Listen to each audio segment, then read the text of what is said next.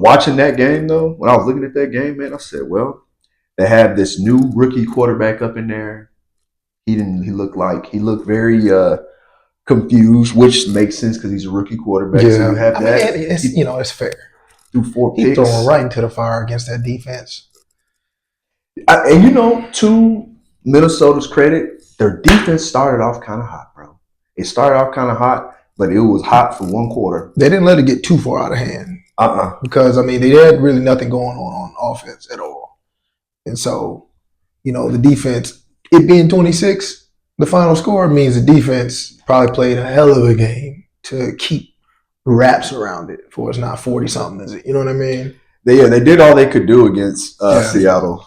They did all they could do against Seattle, but unfortunately, 4 turnovers for a quarterback, it's tough, man. 12 for 30, 126 yards, 4 interceptions, QBR of 5.6.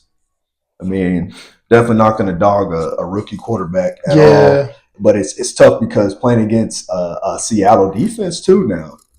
Their defense was coming after them, which makes sense. That's what you do. You come after a quarterback like that, then it's just unfortunate that they got whooped the way they did. But Seattle really is like that. And I like the fact that they're taking a step forward because it is any given Sunday when it comes to NFL, when it comes to the NFL, when it comes to winning football games in the NFL. And these are all still professional athletes, still professional teams and organizations. So a win is a win, but Minnesota gonna have to figure out something in the future. They're gonna have to figure out something when it comes to their quarterback position, or they're gonna have to be patient. You see a lot of teams that are patient and they'll give a guy chance after chance after chance after chance. New Orleans has been patient with Ritter, I believe his last name, or the quarterback that they have. The rookie or he was a rookie. I forget his name. Something Ritter. Spencer Rattler. Spencer Rattler. Mm-hmm. They've been patient with him, giving him opportunity to do something. Carolina, of course, is patient with Bryce. So, I mean, I don't know if they're going to still exhibit a little bit more patience with McCarthy, but I think, to your point, bring in somebody who could hold it down and maximize some of the aging talent that you have on that team, like the Aaron Jones Jr., Sr., and Jefferson. You know what I mean? Addison, Hockenson. Like, they have a lot of talent and a solid defense. Like, they're in playoff contention mode right now if they get a good captain of the ship. And that's why it's kind of disheartening. So shout out to the Minnesota fans. Y'all hang in there, man. Your time is going to come. Justin Jefferson, 2 receptions for 4 yards this game. So all I'm trying to say is, patience-wise, it's going to be a nice little uphill battle. It is. When it comes to the patience, because when you have a star receiver, number one like that, that's having a hard time kind of, receiving the football, it's tough. It's tough, man, because receivers like that, I'm not saying that they will get spicy, but they have every reason to be a little spicy and frustrated in that aspect, in my opinion. Yeah, man. And, they're going to start chirping, you know what I mean? And rightfully so. It's talent. And I say that a lot to say, like, if you have a certain amount of money and you have 3 or 4 players who are taking up 60 to 70% of that money on whatever side of the field, right? Especially when we're talking about offense versus defense. Because defense is more independently governed, right? It's just you out there making your plays. Mm-hmm. Offense, outside of the quarterback, it's dependent on putting the ball in their hands. And so when you have talent, we've been speaking about this often, use your talent. Get the ball in their hands. Yeah. I don't care if it's a jet sweep to Jefferson. I don't care if it's a 2-yard dig to Jefferson. I don't care if it's a 1-yard slant to Jefferson. I don't care if it's a bubble screen to Jefferson. Get the ball in his hands. He's the best athlete on that field. He's better than your third-string quarterback, okay? He's better than Aaron Jones Sr. right now just because he's a little bit, banged up. Yeah. He's better than the other receivers you have. Like, you got dogs like that, let them win these games for you. Give him 11 touches, 15 touches. Jamar Chase messed around, almost broke the record for getting like 18 catches. Yep. Yeah, because Justin Jefferson, 6'2" receptions for 799, pretty much 800 yards this year, which is still actually impressive for what they've been struggling with. But he has 2 touchdowns for the season, tied 86 in the NFL. I know that that definitely doesn't reflect his talent at all. It's just the situation that he's having to be with right now. It's tough. And you know what? When I was thinking about it, bringing in a rookie quarterback next year, it won't help because a rookie's still a rookie. It's kind of be like Chicago. Yeah. You know, they're going to have to probably scrap the first season. Mm-hmm. You know, let him learn. Rightfully so, he deserves to be able to learn and give him the same opportunity you gave J.J. McCarthy. And we're not writing off J.J. No, definitely not. You know, he can get healthy and come back and resurrect. You know, football's a tough sport.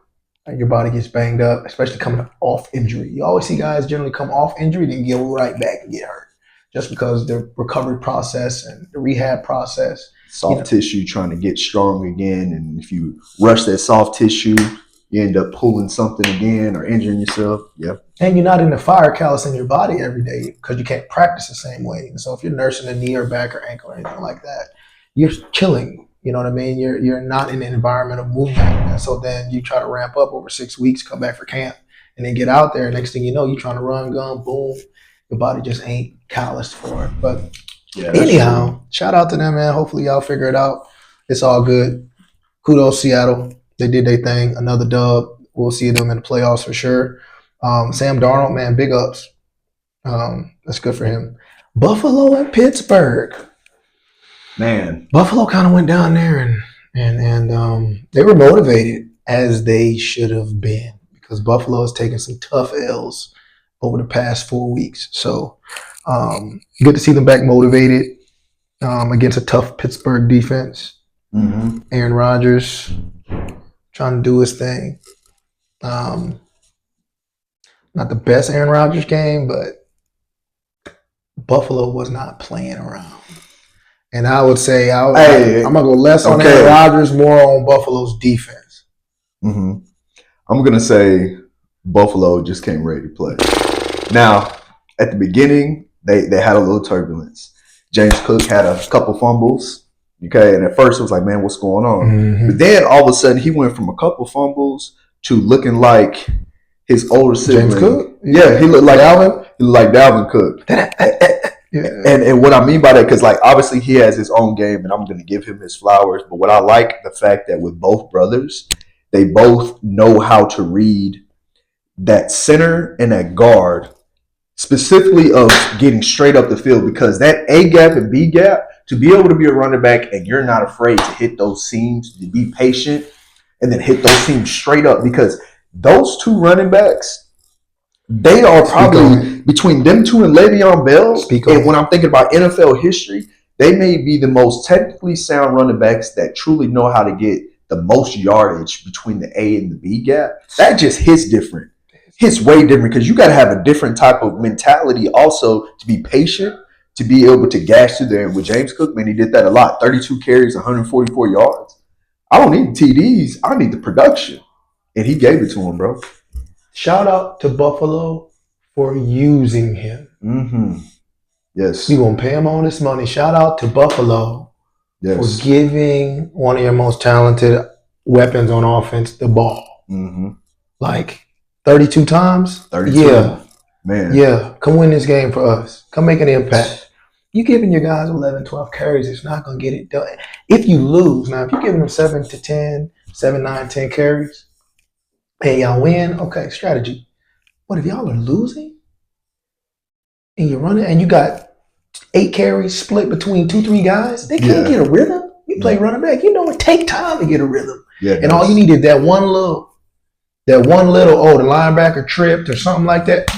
60 yard, boom. Yep. But you got to play the law of numbers, right? Mm-hmm. Law of numbers, bro. You got to give them the opportunity attempts to figure it out. You know what I'm saying? So shout out to Buffalo for using Cook. But to your point about being a different talent, the smarts, and that's one thing I used to look about at Dalvin, and also reminds me of a prime first 3 seasons Ezekiel Elliott.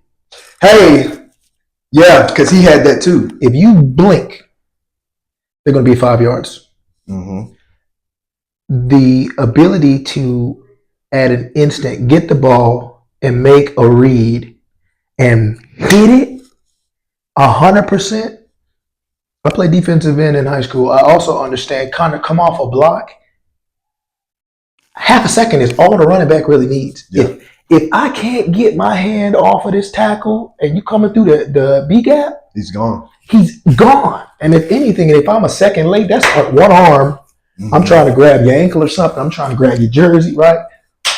If you just hit it hard, you're going to run through a lot of tackles in generally because they're trying to fight off of, you know what I mean? Give your off.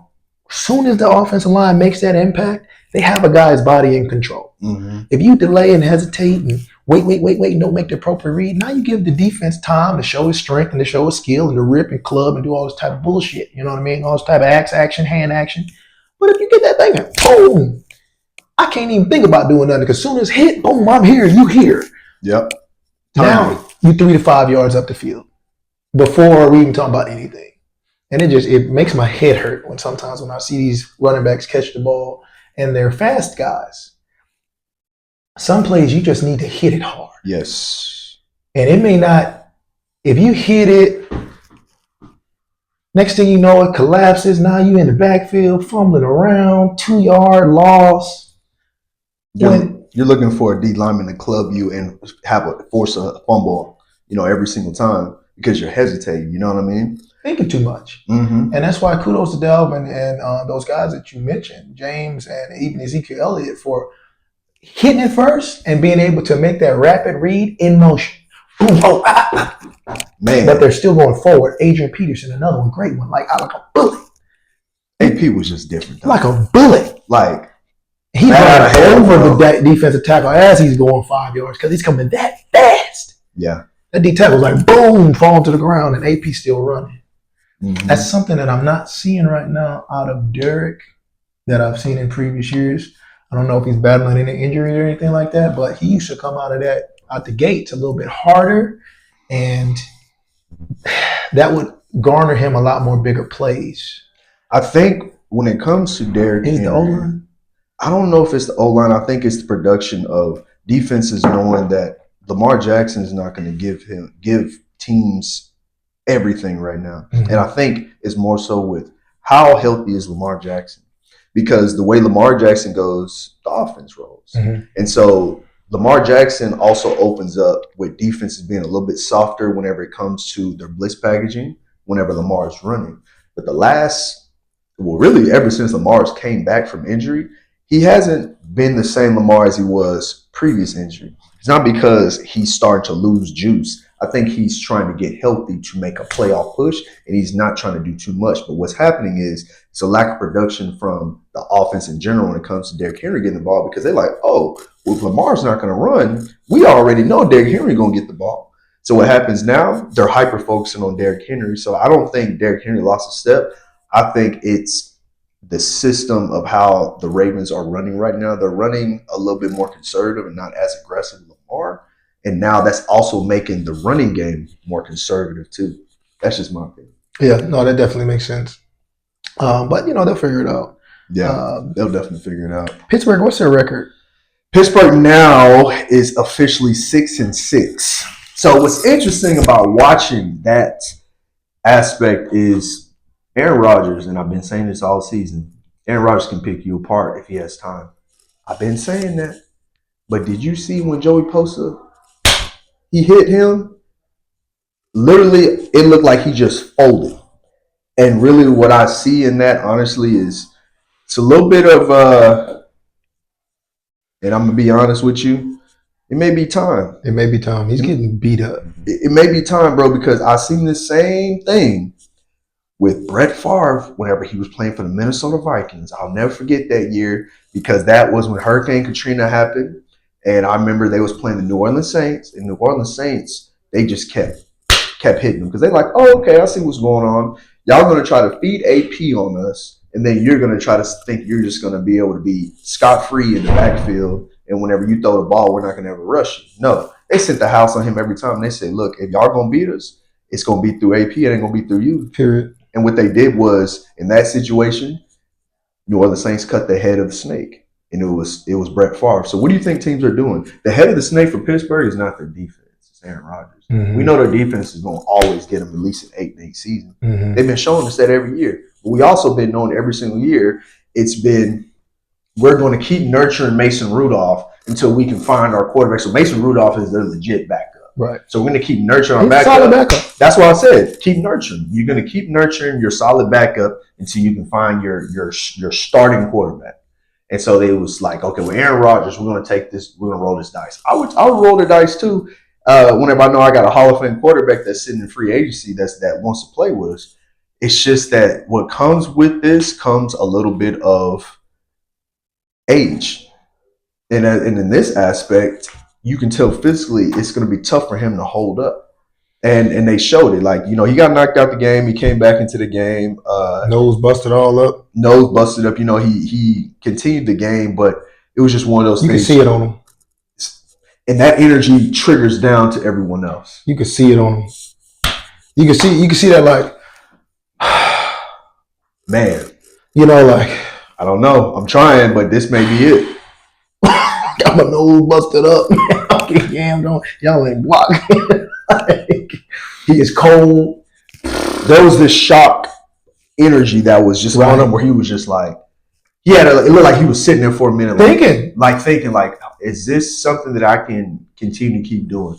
So when I'm looking at in that division, you have Pittsburgh sitting at 6-6, Baltimore sitting at 6-6, because you got to remember, they bus whipped by Cincinnati 32-14. Man, let's swing it on over there. Man, Cincinnati. You know what? Joe Burrow coming back. Talk to me. I'm going to let you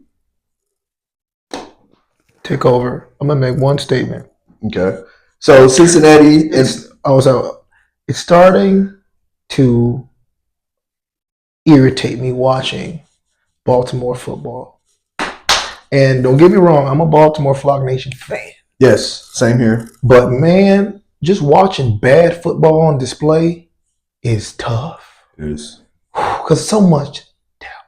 Anyway, go ahead. So much talent. And let's talk about that. So you have two solid tight ends. Mm-hmm. You have Zay Flowers at receiver. You have D-Hop as a security blanket. You have Derrick Henry. I mean, we know about their talent, but here's the thing that bothers me about their offense. Mm-hmm. Their offense, if Lamar is not doing Lamar things, they really don't have no identity. So don't make no sense. When you throw it to Zay Flowers, you're throwing it to a speedster, but not a security blanket. When you throw it to D-Hop, you throw to D-Hop to create first downs, who in a sense should be their security blanket. But they're missing an in-between receiver. They're missing Tatori McMillan from the Carolina Panthers. They're missing a Mike Evans from the Bucs. They're missing that big receiver that literally is just like a Cortland Sutton, a possession receiver that just you can keep moving the chains with that receiver. You keep moving the chains. He's almost too big to be a receiver, but he's too small to be a tight end. Mike Evans, there's a Tatori McMillan. You need them type of receivers. And I feel like that's the one missing piece Lamar and Anquan Bolden. Or Anquan Bolden or the total. You see what I'm trying to say? You gotta have that, because even the Eagles got Devontae Smith, you know what I'm saying? But at the same time, we got this big boy with Brown, you know what I mean? Mm-hmm. We have to do that so that way we can make sure that we have a big body possession receiver just in case. Because the speedsters are not always going to be open, especially when it comes to these different 1,000%. So you need to find somebody that can find the soft windows, that can take these impact hits. That's what a big body receiver does. You can't always do it through a tight end. Sometimes it has to be through receiver. So that's what they're missing on offense. And as a result, they are also not built to come from behind. 1,000%, man. It's the guy that was that guy for them was, what's his name?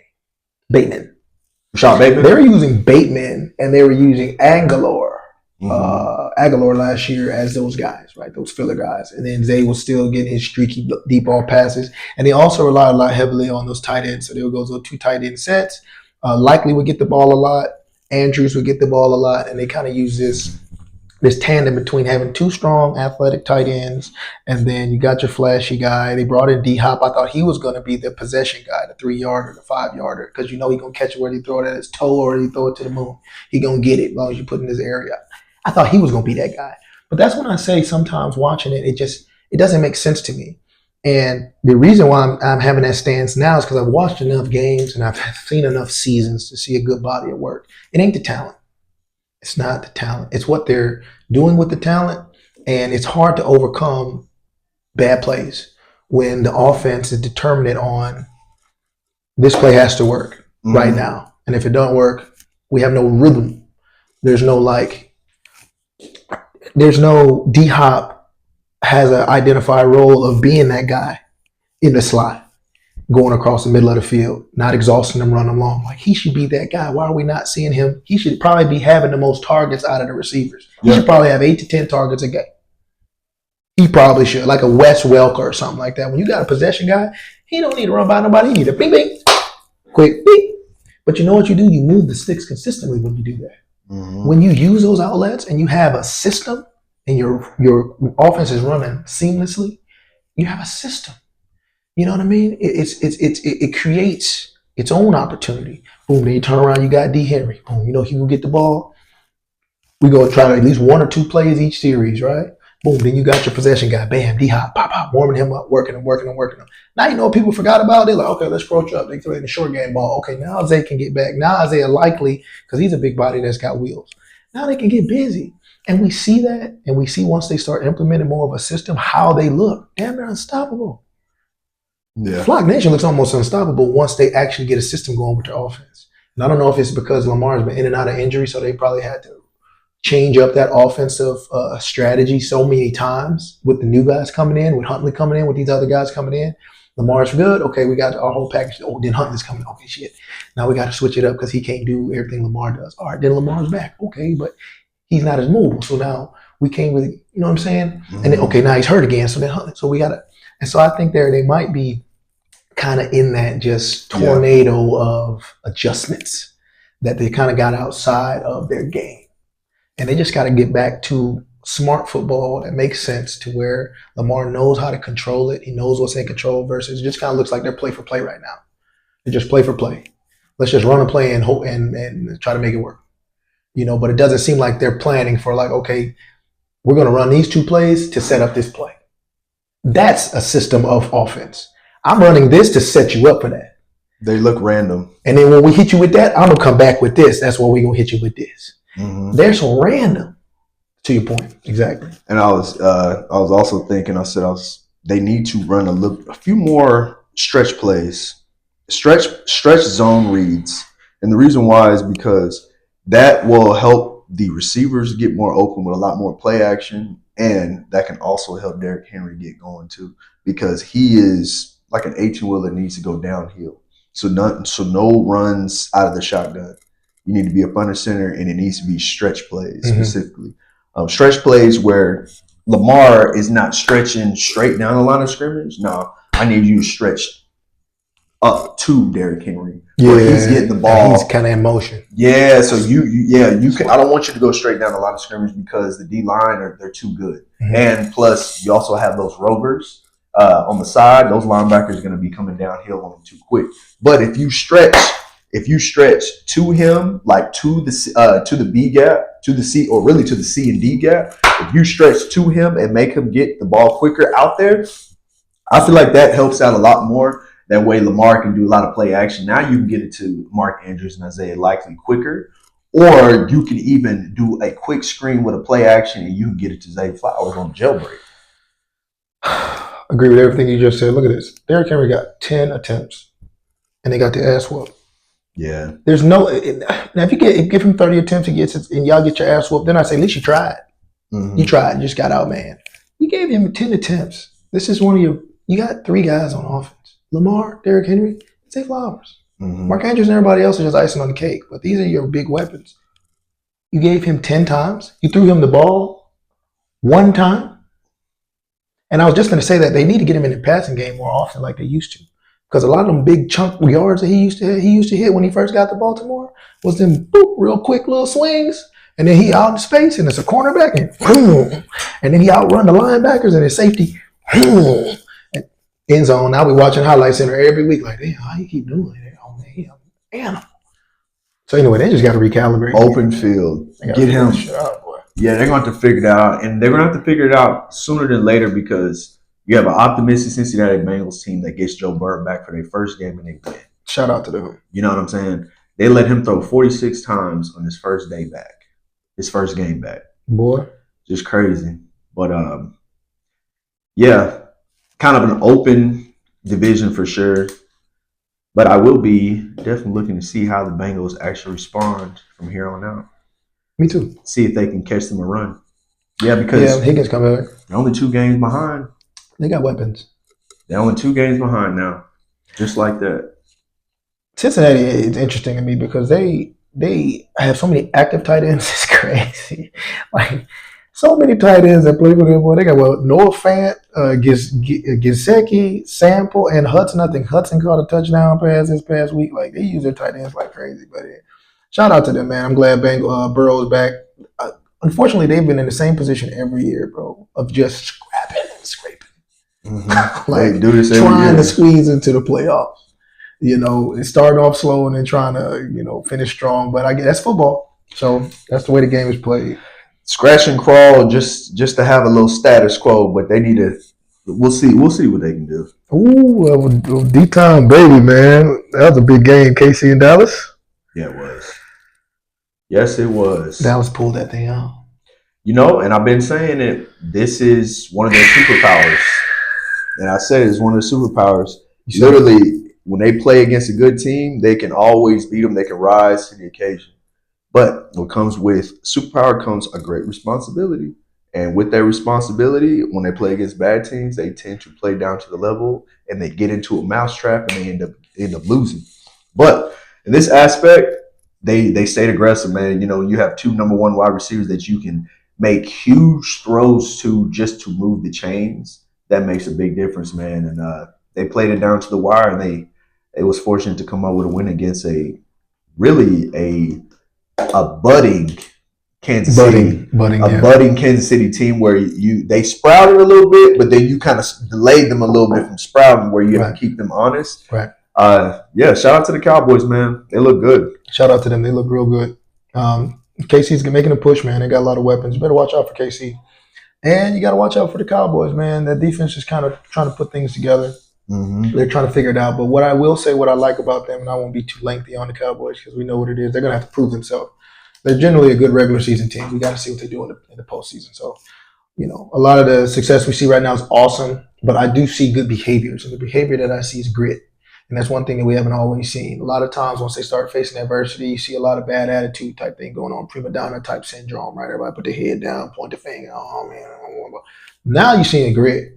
You're seeing more team camaraderie. You're seeing something that looks a little more familiar, like where we come from, right? When you got that locker room presence, that culture, your dogs, you know what I mean? These are my gang, man. We're going to go to war with each other, right? These are my soldiers. You're seeing more of that type of energy out of the Cowboys, and it's resulting in the dubs that they have not gotten previously.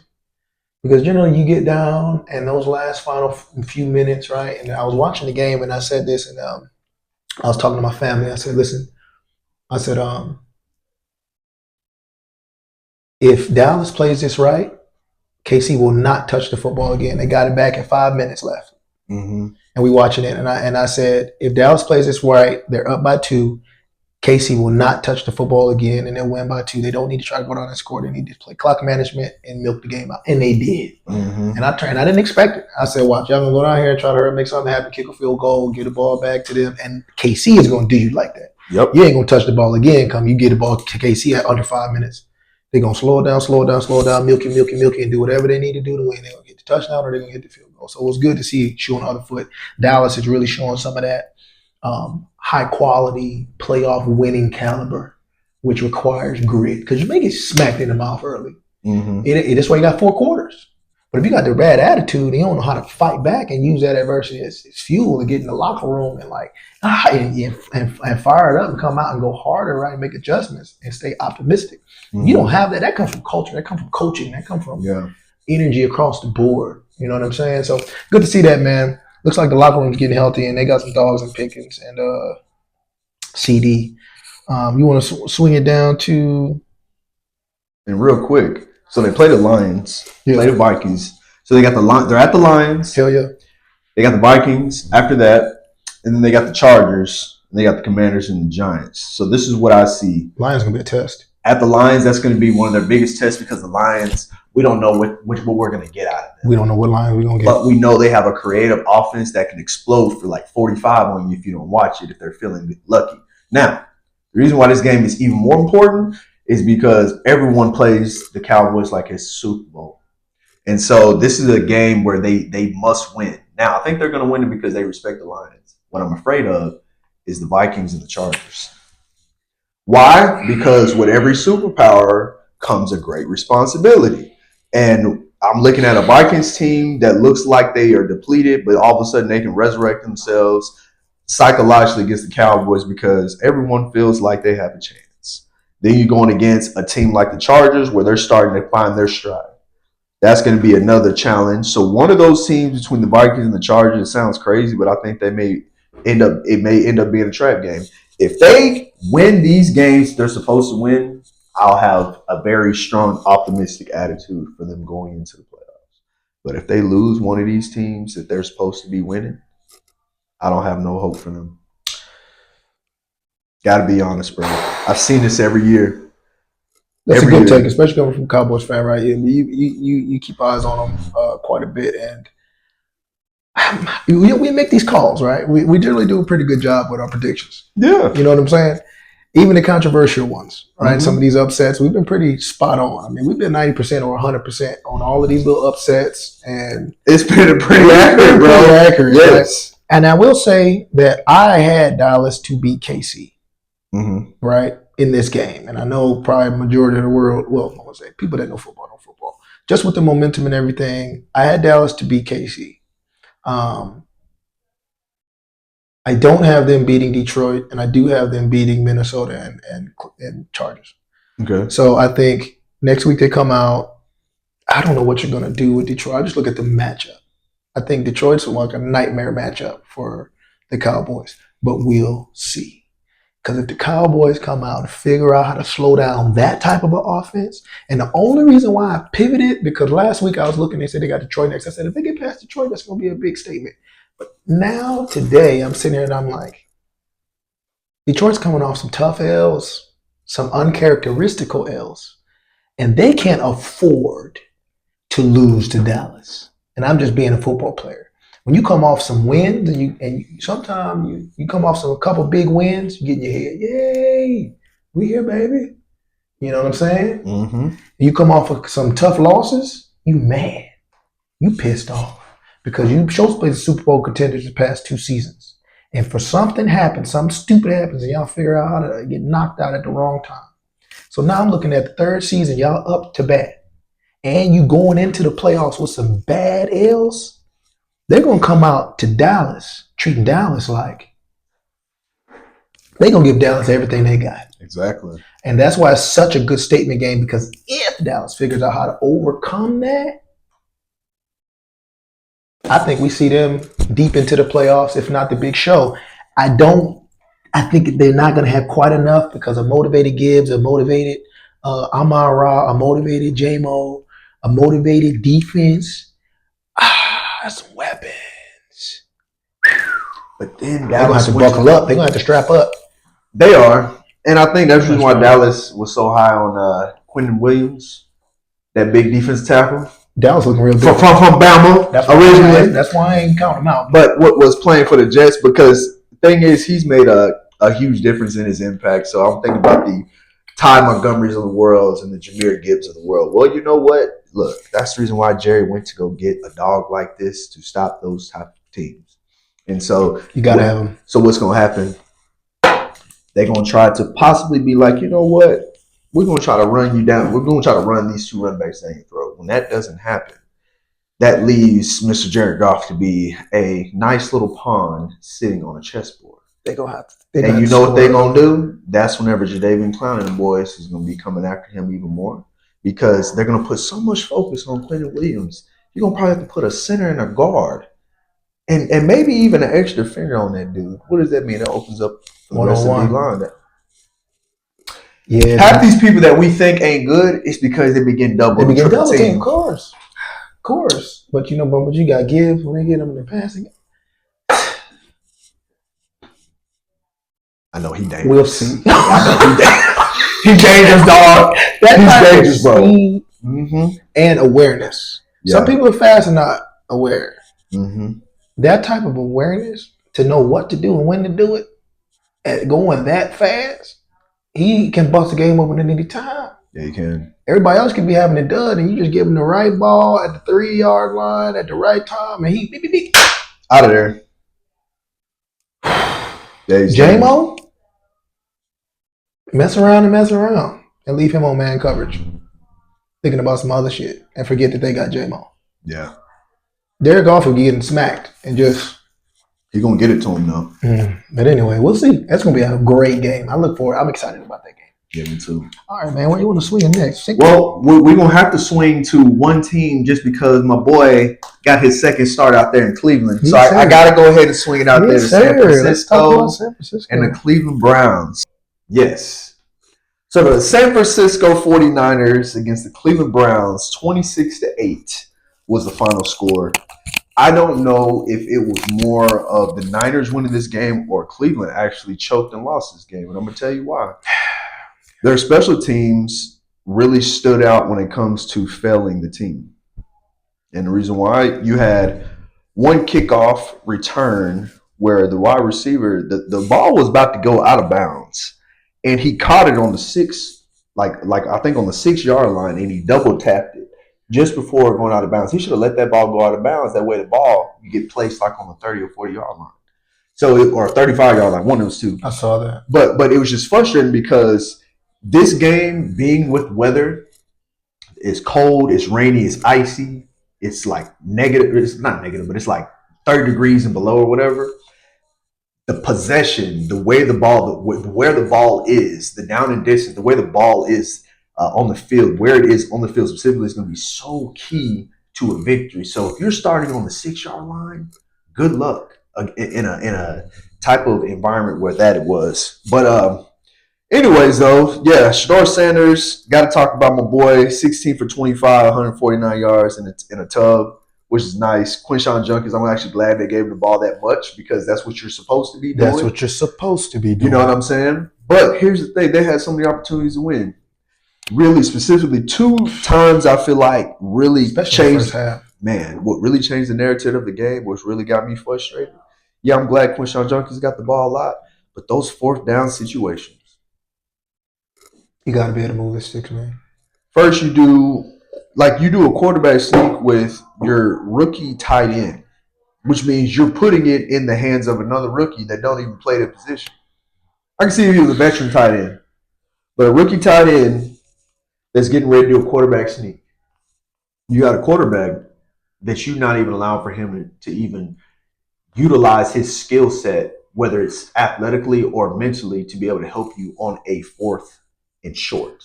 They had that twice. That changed the whole trajectory of the game because this game was literally a chess match of who's going to do the maximum effort with the time of possession, or not with time of possession, but with the ball in possession with them. Mm-hmm. And I noticed the Niners definitely executed a lot more than Cleveland did, but it's just because Cleveland, I feel like they was kind of babying Shedeur. Mm-hmm. Babying him a little bit when it comes to, hey, let your quarterback do a quarterback sneak. He's big enough to do it. Let him do that. And he's close to the line of scrimmage. There was one time where they brought a extra offensive line in to put him at fullback.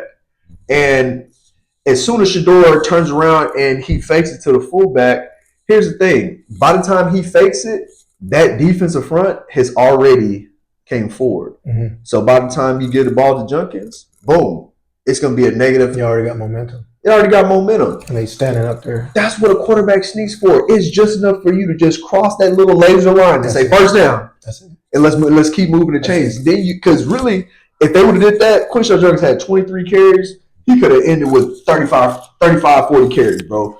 When it comes to the way they were ground and pounded. I'm not going to lie. I know that sounds like a lot, but between him and, well, I know Dylan Simpson got a little injured in the game, but between Quinshon Judkins, Shedeur himself, and even just using like Isaiah Bond coming around the corner sometimes, all that stuff matters, bro. And I feel like they just didn't maximize. They didn't maximize themselves. But hey, what you don't use, the other team will. They'll use it against you too. They're gonna use it against you. So the Niners, man, hats off to them. They're sitting at 9-4, season healthy and ready to rock and roll going into the playoffs. You got a healthy Christian McCaffrey as well. You got a healthy offensive line, which is so huge at this time of the year, especially for them to have their star offensive tackle that was doing Myles Garrett a pretty good disservice for the majority of the game when it comes to blocking him. You know what I mean? With Williams, I think his last name is Williams. Anyways, though, great offensive tackle. Great offensive line, great offensive schemes. Defense played respectively well, but I think Cleveland lost this game more so than the Niners winning this game. But hey, they did enough because that's probably one of the best offense or defensive pass rush that you're going to see, Brock Purdy. Even though Cleveland is sitting at 3-8 or 3-9 now, that's still a top 5 defensive pass rush team, let alone with run stopping defense. So they're only going to get better. So for him to only have 1 sack that game against that type of team, the Niners are sneaky scary, at least on offense. Very sneaky scary, brother. I mean, solid game. They're not really a good football team yet, and they're trying to figure it out. And so they're doing things that bad football teams do, right? And they find a way to lose versus find a way to win. And we're kind of seeing other teams mature and grow out of that. You know what I mean? It's just all about growth and maturity. And a lot of times what resets that growth and maturity is when you hand over the reins. You know what I mean? We've got interchanging quarterbacks constantly. They're on their third quarterback for the season. You know what I mean? And you have different coaches and different personnel and everything. So you got to kind of reset that level of growth. And we're seeing them grow, but it's growing pains right now. It's growing pains, like just little simple things like just being sound. Just being sound. Just playing sound football. Just playing smart football. Like, don't go for that. Try to catch that punt. Like, so you can make a play. I understand you want to make a play, but it's not smart for the team. Oh, the kick return? It's kind of like some of those guys that, for the sake of winning the football game, they'll run and they'll like kneel in front of the end zone instead of score because they know like this is going to set us up better for the victory versus we try to get these points real quick and get my highlight. It's like playing smart football, stuff like that. Let it go out of bounds, man. Get it on the 20. Like, what you doing? Yes. You running all the way outside like then your momentum's carrying your ass out of bounds.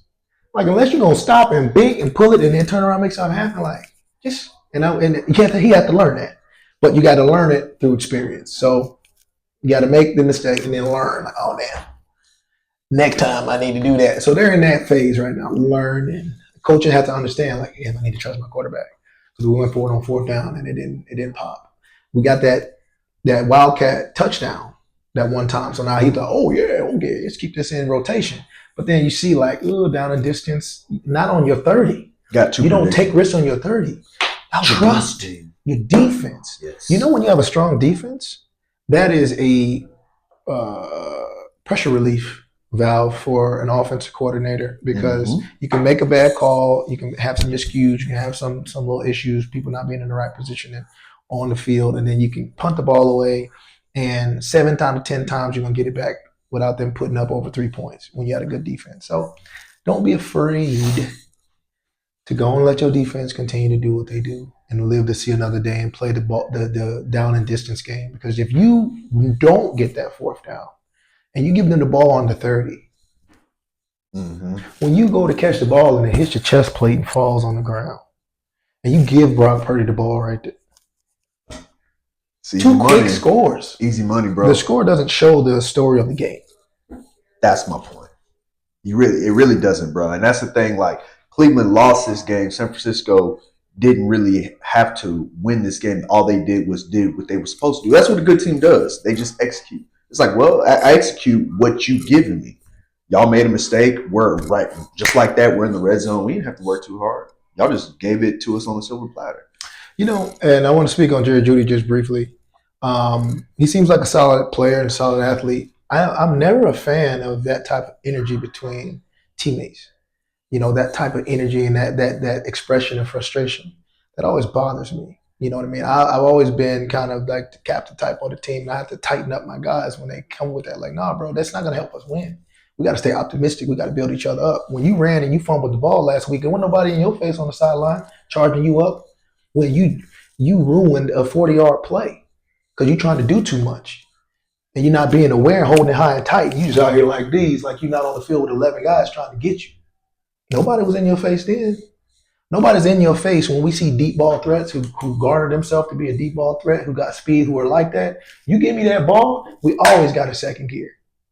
When I see that ball coming and it's a little bit further away, matter of fact, I might prefer that a little bit because it gives me extra room to now, oh shit, thank you. Bink up. And now guess what? Because you had to pick up the paces, if you do happen to bop, bop and get it, ain't nobody behind you. You to the crib. If he throws that a little bit lower, that might get picked. Thank you. If he threw that any lower, if he threw it different to give you the opportunity to step on the gas, he gave him an opportunity to step on the gas and go get it. But prima donna receivers remind me of my young wide receivers that I coach. They want the ball right in their chest.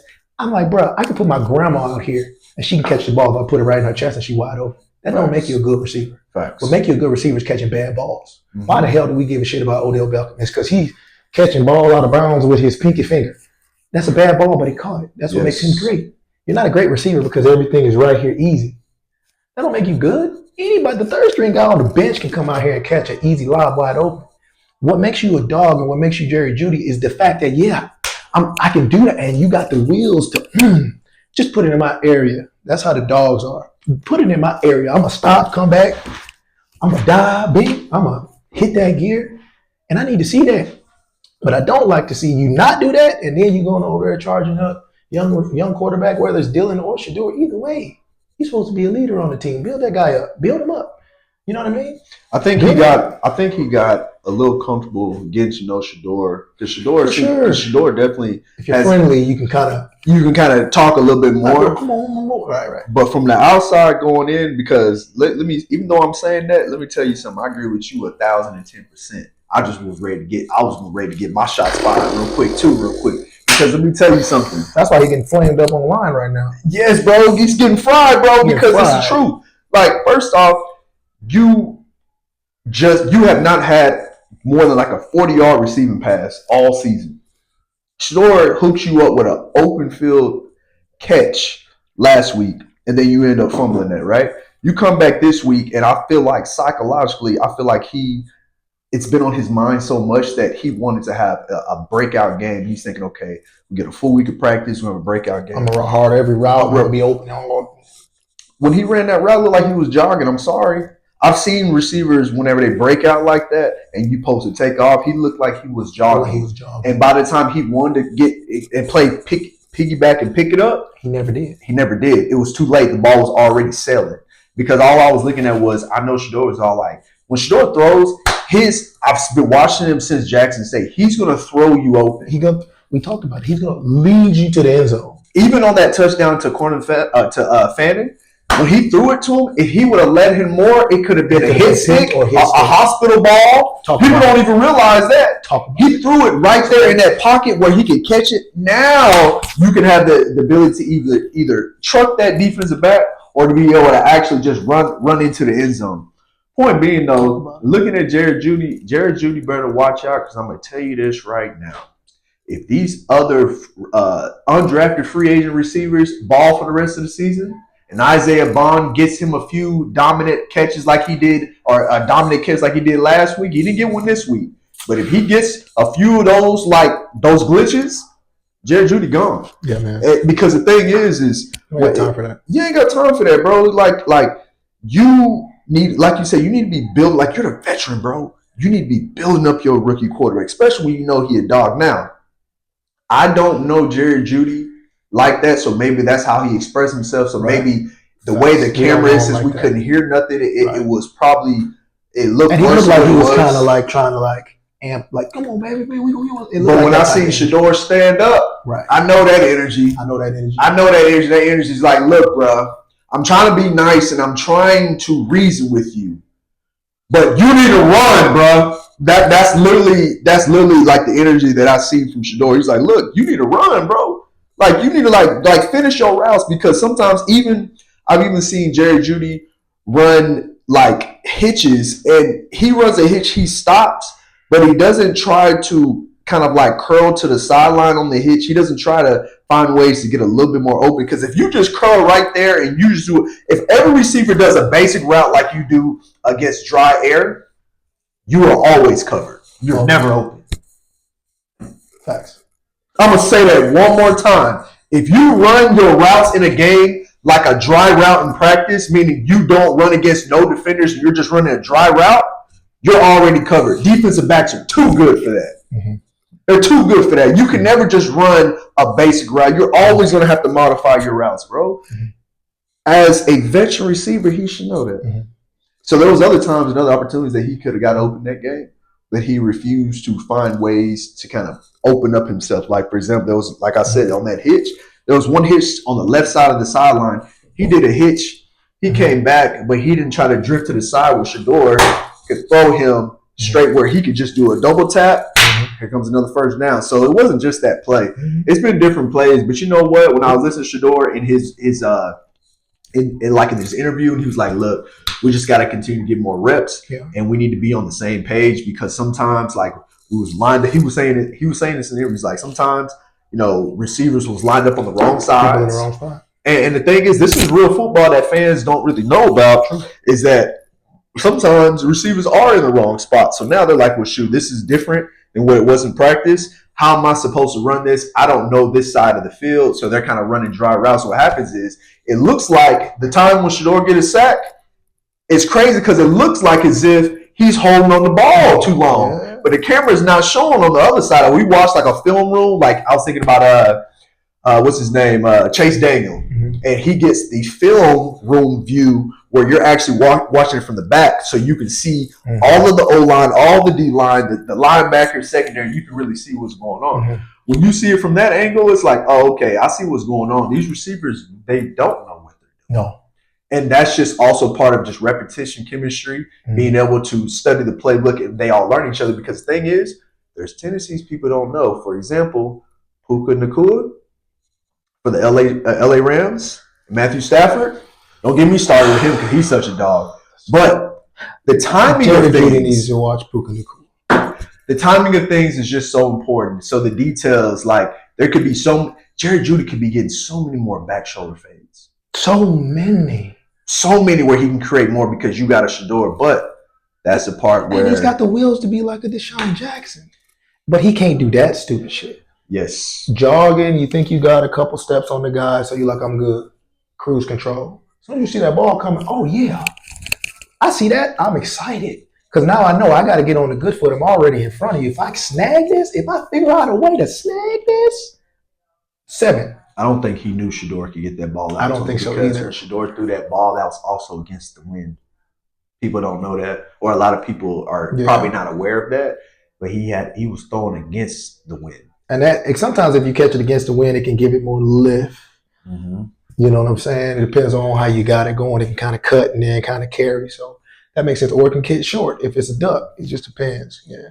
And that's why our wide receiver coach says, no matter what, son, run your routes full speed. Because if you run at half speed, because you're trying to project, oh, well, maybe. Because I think that he threw it, he's like, well, maybe if I run too far, it's going to get underthrown. So maybe if he gets it to me, then once I catch it, then I'll show my speed off. Right. This ain't high school. Right. You gotta. That's why they have quarterbacks. That's why they draft specific quarterbacks to be able to throw in any type of weather for those specific reasons. 100%. Right there. He got to throw a pretty ball there for it to cut through the wind like that.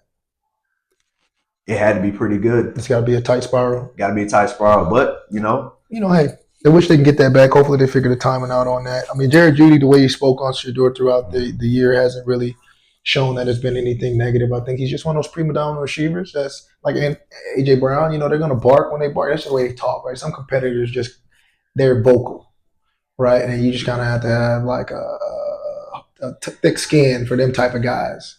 Every receiver thinks they're open. But to Steve Smith's point about Jerry Jeudy, it's like, yeah, okay, you might, we understand that you're confident about yourself, but you're going to have to prove it to us. Yes. You're going to have to he's going to have to show up other than 3 to 4 games out of your whole career, you had a good game.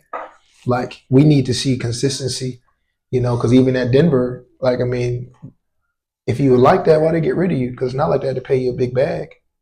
And you would have been a great 2-3 receiver, 1 receiver to go along with Courtland Sutton and T. Franklin and the rest of them guys. You should have been the veteran receiver on that team for Bo Nix. But they know that probably you're not really the type of receiver for a young quarterback because you're going to probably be fussing and he need to take his butt to like the Rams and play with Devontae Adams. And play with like some veterans who Because the thing is I think, I don't know how to explain. No, I do know how to explain. I think the credibility of him going to Alabama is still hovering over his head. Oh yeah. But here's the thing, man. This is a doggy dog world. It is, bro. And NFL, man, it's either you're gonna get it done or you're not. Yeah. You know what I mean? Like, it's just one of those things. Now, to his credit, he ain't really had a quarterback all year. True. And so now him having a quarterback that can really do these things, I think you know what? I really get think used to it. that, and just being overly excited about I'm ready to break out. Right. Because now I got me a dog quarterback. And so it's all like, it's the frustrating. Throw it to me now type stuff. Yeah. But you're going to have to work your tail off. You're going to have to actually run your routes full speed, bro. Because that's just, it is what it is. Yeah, and that energy we've seen on the sideline, like, because we all about the positive vibes on this side, you know what I'm saying? So we keep positive. We'll give him the benefit of the doubt. It looked like big brother energy, you know what I'm saying? It looked like he kind of trying to big bro him, you know what I mean? Like, hey, you know what I mean? And that kind of happens, you know what I mean? You get a little chirpy, it just looks bad optically on camera. You know what I mean? I think it was a little uncalled for, but like you said, sometimes when you have a certain type of relationship with a guy, you're willing to be more expressive. Yeah. Because and there's nothing wrong with it, because like I said, I think it's a friendship thing where it's like I got so comfortable, and because he's so because that's the kind of space Shedeur seems to have where people feel comfortable with him, and so he like, well, shoot, if you can be yourself, I'm gonna be myself right now, and that's probably him being himself.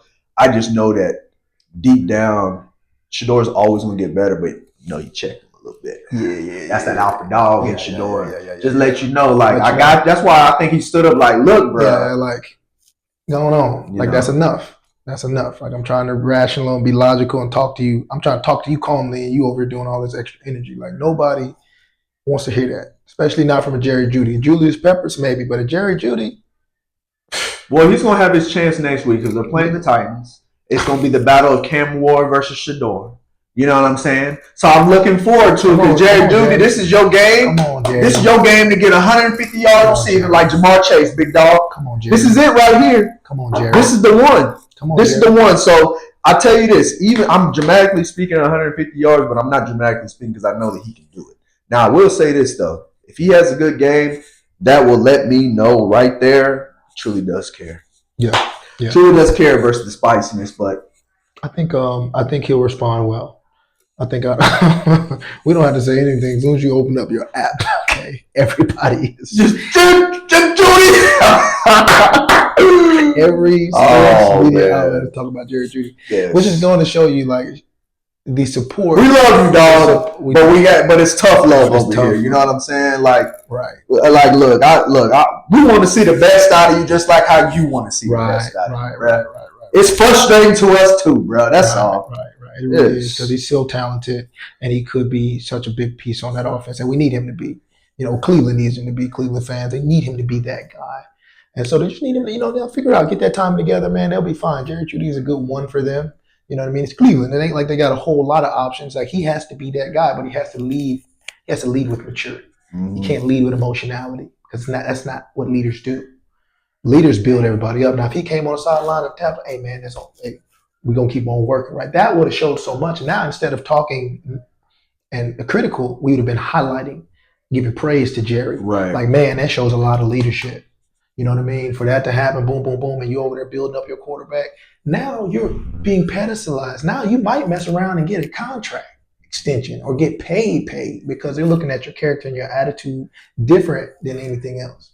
Prima donna receivers, only if you've proven. A.J. Brown can do that because he's A.J. Brown. Right? T.O. can do that because he's Terrell Owens. Right. You see what I'm saying? These guys can be like that because they're like that. Not saying you're not like that, but you got to start being like that so you can act like that. Period, bro. All right, man. Chicago and Philly. So we're going to have to make kind of short on this one because Okay. I got to dip out. I know we went long. Chicago and Philly. So, hey, man, one thing I'll say about Chi-Town is getting stronger and stronger. The defense looks good, but the Houdini of Caleb Williams is starting to evolve into a very confident Houdini when it comes to his pocket presence, when it comes to his assertiveness to deliver these assertive throws to his receivers. I mean, it looks really good. Philly. Come on, Philly. Philly want to figure it out now. Philly need to pick it up a little bit. Philly needs to pick it up a little bit. I don't know what's going on. They could be in a little bit of a plateau before making a little slingshot push. Definitely not counting them out anytime soon. But I love seeing a young, confident team like Chicago being able to reap their rewards through their offseason training. And to be sitting at 9-3, it's already a win. They don't need to win any more games. They already won. 1,000%. It's already that's already been a victory for the season. So anything they do from here on out is a cherry on top, because I still need to look at the fact that Caleb Williams is second year in the league. It's possible, but it's the second year. He's still a baby, but he's asserted himself into a super sophomore versus him just being a sophomore slump. He's definitely a super sophomore in the game right now. So shout out to him. So in the words of Cam Newton, you're game changers and game managers, right? I think sometimes you can progress through. I think Caleb Williams is somebody who is a game changer who is learning how to be a game manager first. I think game changers generally are also game managers, but they're a little bit elevated. It's like a game manager with an electrifying talent. They can break the game open at any time. They can make certain critical plays that people can't make. They can make things happen. I think that's what we're seeing Caleb Williams. He's kind of learning how to manage the game, because it's not like he's just blowing the stat sheet out of the water, right? He has help, though. He's not doing things to lose the game. He's not scrambling around in the backfield, pocket, trying to hold the ball 15 seconds, and then you get sacked 10-yard, 15-yard loss. He's not putting his team at a detriment. So shout out to them, man. And the Bears just have a good thing going, man. The head coach is doing his thing. Those running backs are dogs. And I'm looking at Swift got 18 carries. And you know what he's going to do with it. And a tub. And then Monangai got 22 carries for 130 in a tub. Yes. That is running. That is textbook. The Lions used to be like that between Montgomery and Gibbs, but Montgomery doesn't get quite as many carries. They kind of use him more towards the playoffs. But anyway, shout out to them for getting it going, man. Chicago looks good. Philly, that's where we're seeing why it's so hard to win back-to-back. If it was easy to win back-to-back, everybody would do it, right? It's not easy to win back-to-back. Not at all. You have to almost reinvent yourself every year, and especially if however you beat everybody in the league the year before, they're not going to let you beat them like that again. I tell you that. He's a grown-ass man who's getting paid a lot of money. And so you generally see those teams scrap to do it again. Like even KC, if they win dominantly the next year, they're kind of scrapping toward the back end of the season to sneak in there. And then once they sneak in, now you're like, oh, damn. Film study. Now you're like, damn, okay. Now when it comes from one game, then it's like, oof. Then they figure out how to just chip you away, and then they win again. But it's never easy. So what we're seeing in Philly is kind of that like, that next year lag of winning the Super Bowl. It's not easy to go back to back.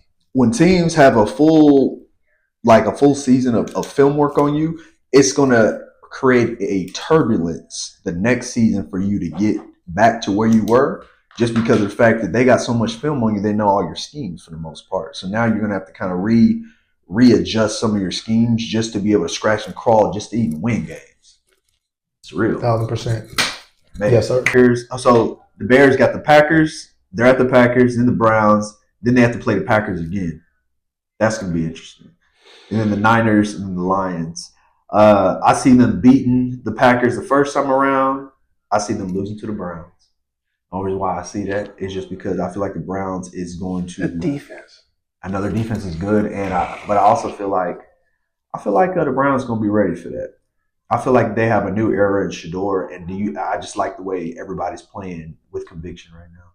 But they're going to lose to the Packers whenever they play them the second time around, and then they're at the Niners. That's going to be a good game, but I think they can beat the Niners, and then they'll finish with the Lions. So, yeah, it'll be interesting to see how things turn out for the Bears. But like I said, they've already won for the season, so everything else is cherry on top. How they finish out. Yeah, I think the momentum will keep rolling. I think they'll probably take one tough loss out of that mix, just out of, how it is once you're winning and your momentum. Sometimes you kind of take it easy for a second. You know what I mean? I think they might be their Cleveland game. Maybe they lose that going into the playoffs. Okay, damn, all right, we took our foot off the gas a little bit because we got our playoff seed. You know what I mean? Like they'll probably lose one of those back end games. But you're right.